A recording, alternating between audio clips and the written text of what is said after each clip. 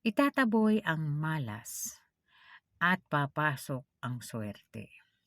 Ayon po sa paniniwala, sa araw ng Ghost Month, mayroon tayong pupwedeng gawin para hindi tayo malasin at pupwedeng magdulot sa atin ng swerte. Pag-uusapan po natin ang good luck offering para sa araw ng Ghost Month. At ano nga ba ang mga dapat nating gawin para hindi tayo malasin? Kung mahilig ka sa ganitong mga video, huwag kalimutang mag-like, mag-subscribe at i-share mo na rin para malaman ng iba ang kanilang mga swerte sa buhay.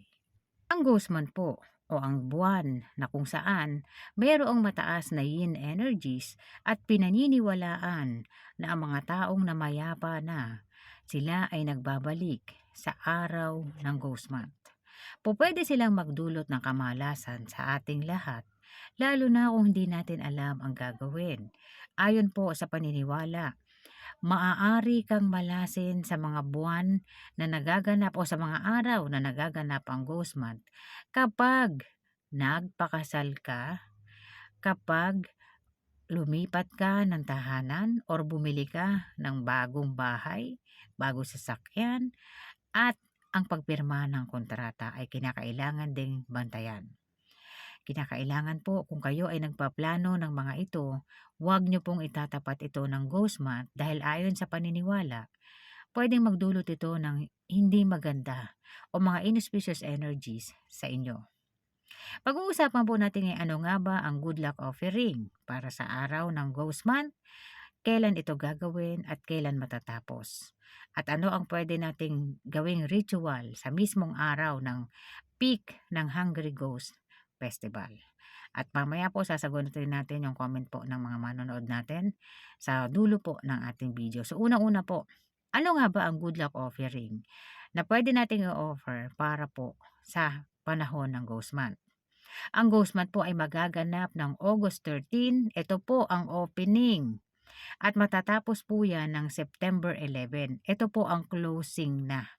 September 11. At ang peak nito ay August 27. Okay? Yan ang peak. Hungry Ghost Day na talaga yan. Yung August 27. So, ang good luck offering po ay kinabibilangan ng iba't ibang mga offering. Una-una, pwede kang mag-offer ng mabibilog na prutas kagaya ng orange, tangerine, pongkan, pomelo. Ito ay pinaniniwalaan na nagdudulot ng swerte at ng never-ending wealth. Pwede ka ring mag-offer ng mga lutong pagkain kagaya ng meat. Pwede rin ang lutong kanin o yung cooked rice. Pwede rin yung candies, cakes, breads o kung anumang uri ng pagkain na matatamis ang gusto mong i-offer, pwede.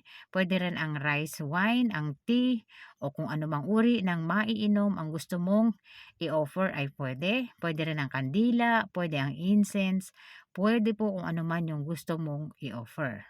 Ngayon, dapat mo itong tandaan. Kapag maglalagay po ng offering para sa mga wandering ghost, ito po ay ilalagay sa labas ng bahay.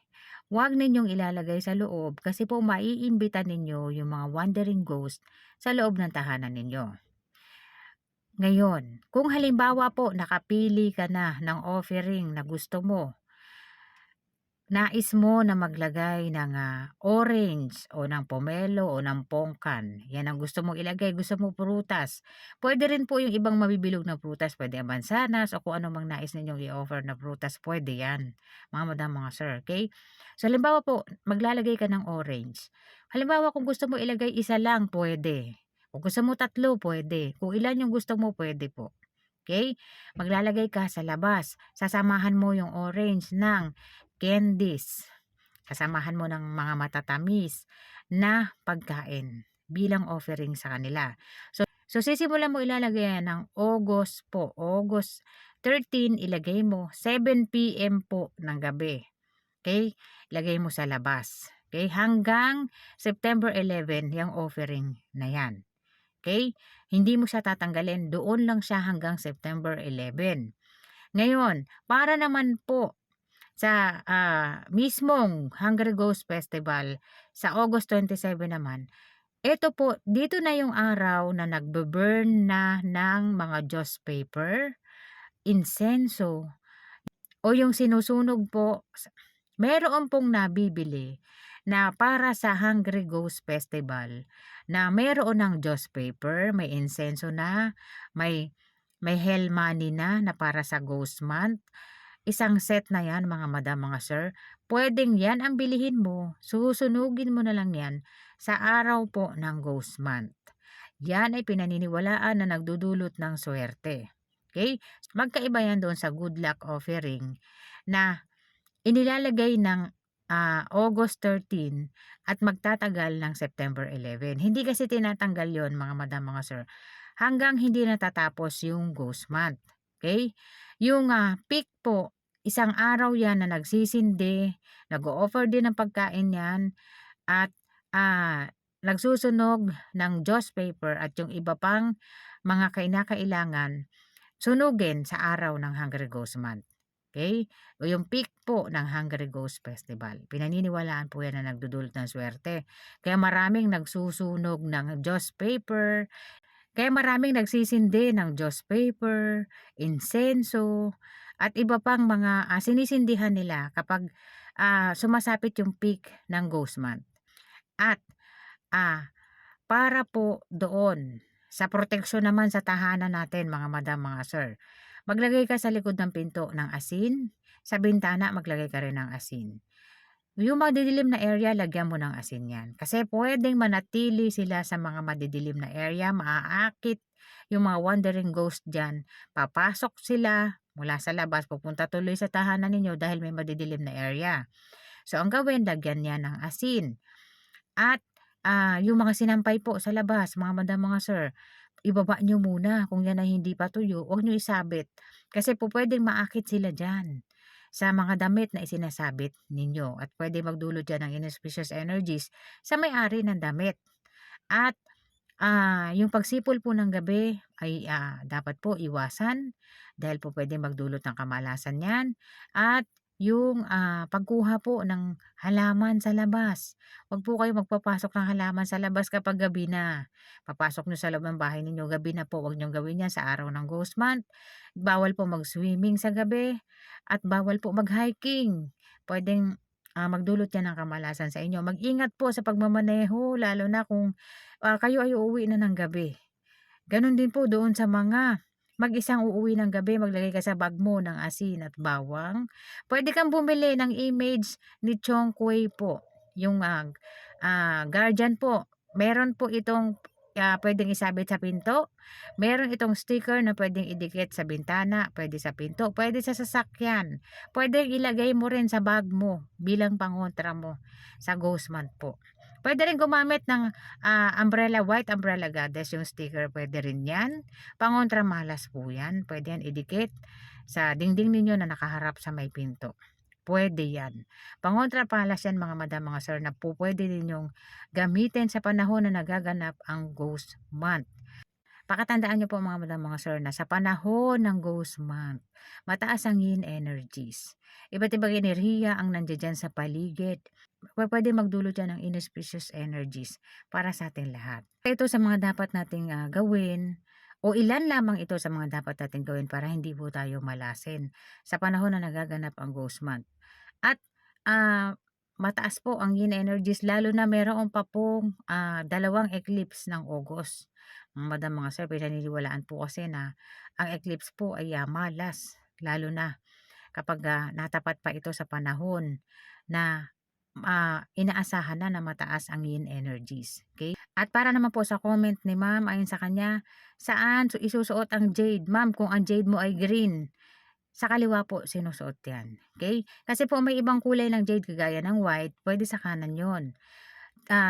Kung yun po ay white, halimbawa po may white jade ka, pwede yan sa kanan. Pero yung green po, sa kaliwa po yun sinusuot.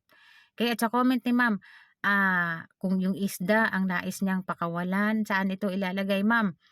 Kung pipiliin mo isda, kailangan po malapit ka sa may ilog, lake, lawa, dagat, doon mo siya pakakawalan. Ngayon kung wala, hindi ka malapit doon, palitan mo yan, piliin mo ibon. Ngayon kung walang ibon, magpakain ka na lang ng stray. Stray animals, ano man yan, bigyan mo siyang pagkain, okay na yon. Okay? At para doon sa nagtatanong saan makakabili ng statue or image ni Kuan Yin, ma'am, mga sir 'no, mga madam, mga sir, ang statue po ni Kuan Yin ay meron dito sa baba. Puwede i-click mo 'yan kung, gusto mo na bumili.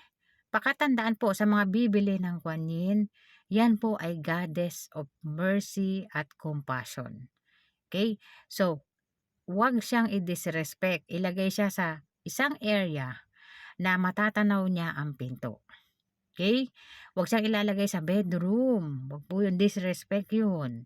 'Wag siyang ilalagay sa kusina, okay, mga madam, mga sir.